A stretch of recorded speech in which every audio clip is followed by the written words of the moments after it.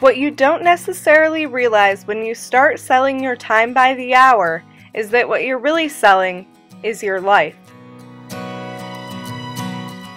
Social Welfare Policymaking, Olivia Karajan, U.S. Government.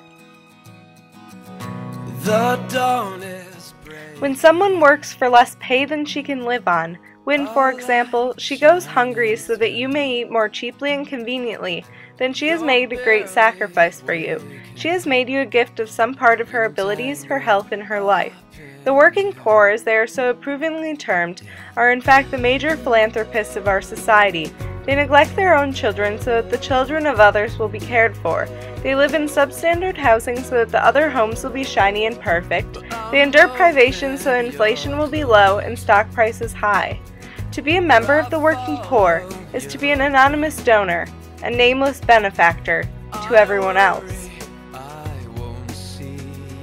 I grew up hearing over and over to the point of tedium that hard work was the secret to success.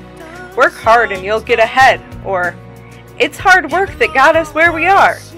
No one ever said that you could work hard, harder than you ever thought possible, and still find yourself sinking even deeper into poverty and debt.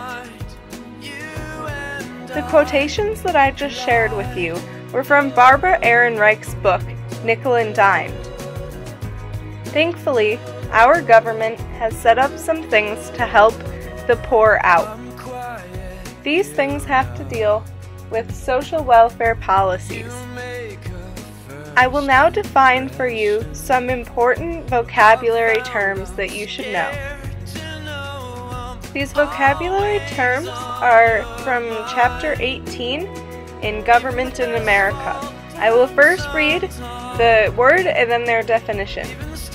Social welfare policies. Policies that provide benefits, cash, or in-kind to individuals based on either entitlement or means testing.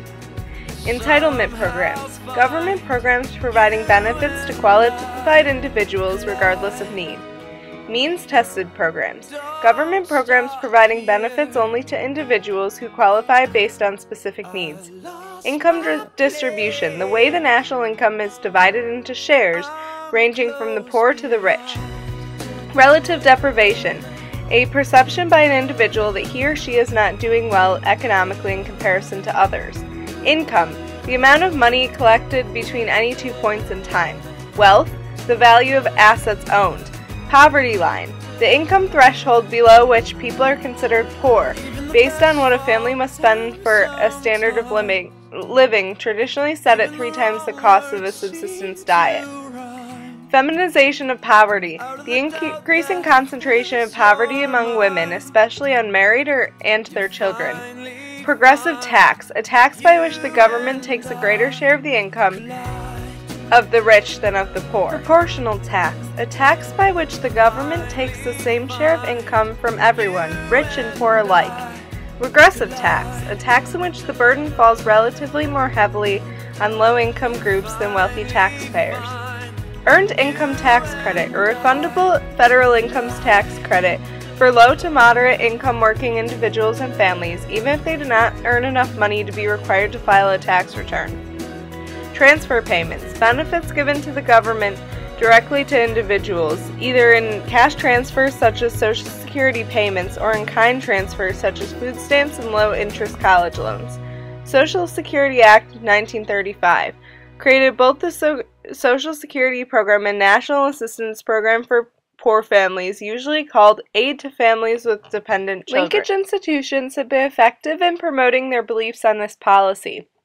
There are definitely differences between liberals and conservatives when it comes to social welfare. Liberals tend to award more help to the poor, whereas conservatives are wary of the repercussions of possibly handing out too many freebies. As I briefly referenced earlier, there's something different between entitlement programs and means-tested programs.